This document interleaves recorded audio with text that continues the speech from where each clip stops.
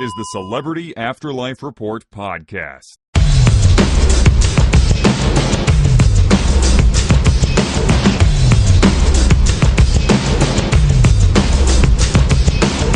Howdy ho and howdy to you.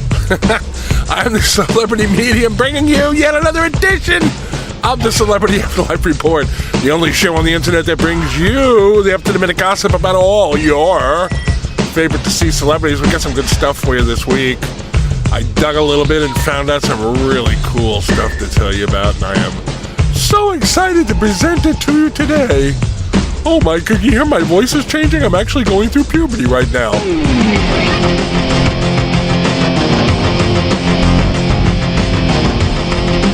Alright, last week we were talking about Frank Vincent, an actor whose name you may not recognize, but whose face you would almost certainly know if you saw it. Oh, he was on, The Sopranos, he was in Goodfellas, he was in Raging Bull, Pretty in Pink. He was like a million movies, mostly played a mobster. And last week he made his appearance in The Next World, and he came out and thanked the crowd for being there and so on and so forth. And, generally was very well received. And then he went off stage and he was greeted by John Gottti. I'm not going to even say alleged mobster anymore because the guy did go to jail for mob stuff. He was just a mobster. Gottti came over to him and said, "You're one of my favorite actors," and they were having a nice conversation, and then Harry Dean Stanton came over to tell Vincent how much he liked his work, and Gottti got ticked off because he was interrupted. Anyway, that's where we're at. Well, it didn't take Frank Vincent very long to find a job in the afterlife. There's a new show coming up called Goombas.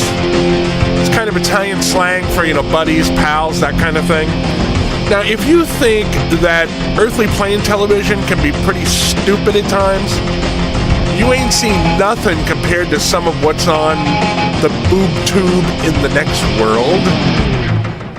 Alright, this Goombas is from the same people, apparently, who brought the Afterlife, that stupid sitcom, Happy Wife, Happy Life I've told you about. Ridiculously complicated plot, kind of like an update on Three's Company, but even more convoluted and stupid from everything I've been told about it. Okay, so because the show is called Goombas, you can probably guess that it's about Italians, and in fact it is, apparently mobsters. And Frank Vincent is going to be, and hold on to your hats, he's going to be the voice of a robot hitman. Yeah, I'll just let that sink in. You have mobsters, but they've got at least, I don't know if they're all robots, or if only the hitman is a robot. I don't know, but he's going to be the voice of a robotic hitman. Now, the producers also apparently actually approached John Gottti about playing a part in it, but he shot them down saying, "Hey, I'm not in show business, I'm a plumbing supply salesman." Same thing I told you he said to the reporter last week, when the reporter said, "Do you think Frank Vincent did a good job portraying the mafia?" And he went, "What would I know about the mafia? What are you asking me about the mafia for?" This guy is just going to stick with this story right to the bitter end. So anyway, Frank Vincent will be on the show. John Gottti will not be on the show. It sounds like a stupid show, but I'm glad Frank Vincent's got work.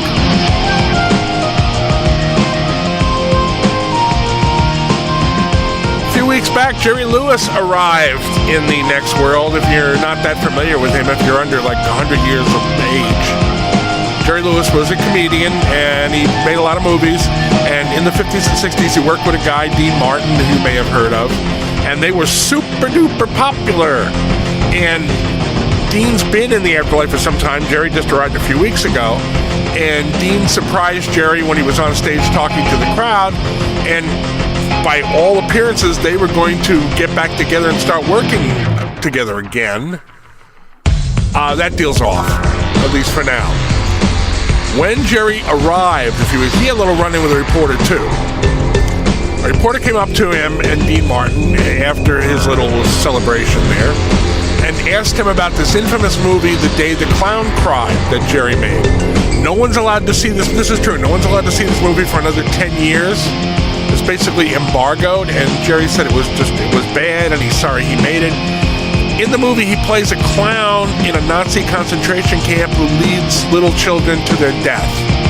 So, it's not a laugh riot, is what I'm saying. Okay, so the reporter just came over and asked him about that movie. And Jerry blew up at her. He had a reputation for having a terrible, terrible temper and just being a really difficult guy to work with. So at the time, I said Dean seemed embarrassed by Jerry blowing up at the reporter. Well, now comes word that Dean has told friends that after Jerry's outburst, he doesn't want anything to do with him. He doesn't want to work with him. He doesn't want to see him. Doesn't want to deal with him.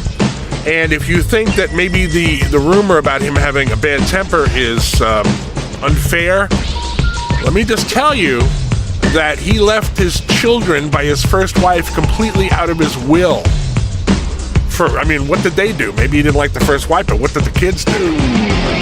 So, it seems to have a lot of truth to it. Anyway, sources are saying that Dean is telling people Jerry just isn't the same guy he worked so successfully with back in the 50s and 60s. He says he doesn't recognize him anymore, and he just doesn't want to have anything to do with him.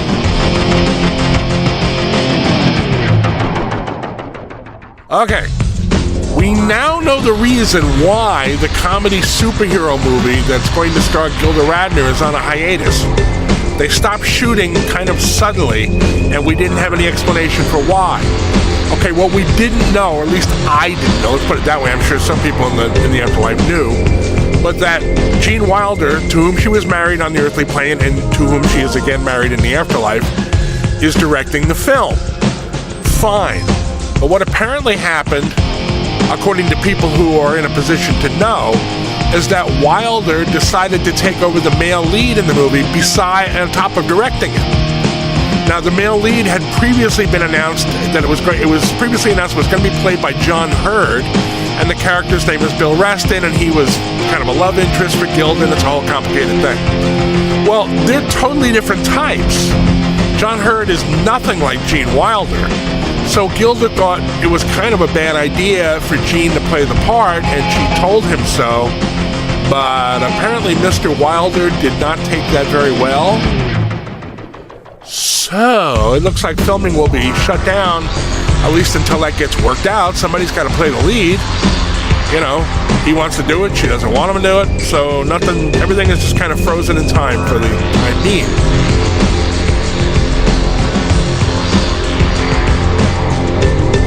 All right, let's end on a feel-good story.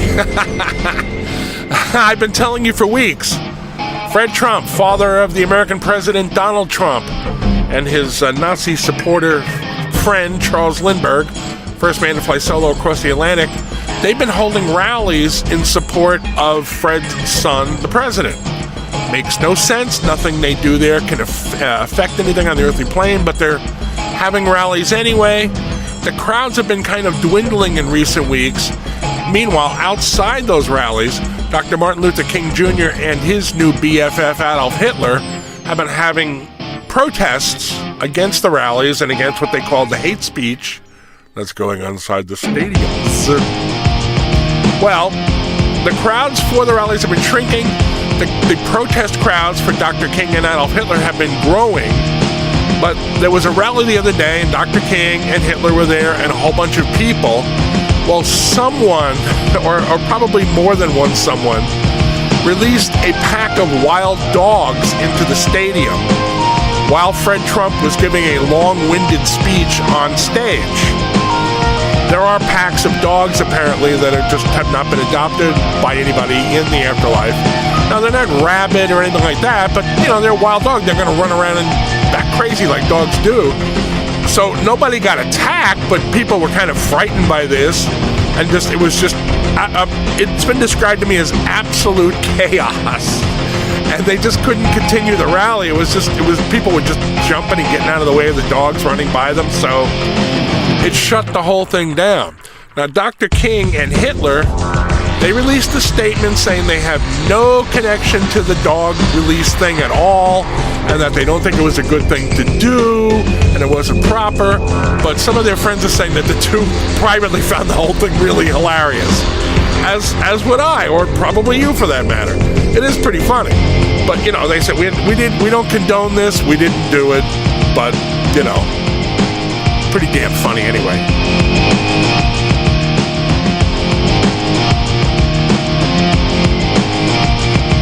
All right, that's how I kick this thing in the head. I'm done here for now, but I will be back next week with another roundup of the latest, gossip and hoo-ha about all your favorite deceased celebrities. I hope you'll join me then. In the meantime, tell anybody you know, people you don't know, people you see at television. Shout out at the screen. That report can be found on iTunes, in the Google Play Store, on YouTube, and also on K-Chung Radio, AM 1630 in Los Angeles. And are you ready for this? I was so annoyed at my inability to remember the name of the show that carries this program last week that I said I am going to get it right this time. Inspirato Projecto Radio. It airs Mondays at 1 p.m. on K-Chung AM 1630. Thank you so much to them and to the station in general for carrying this show. Thank you for listening. I am the Celebrity Medium. Bye-bye.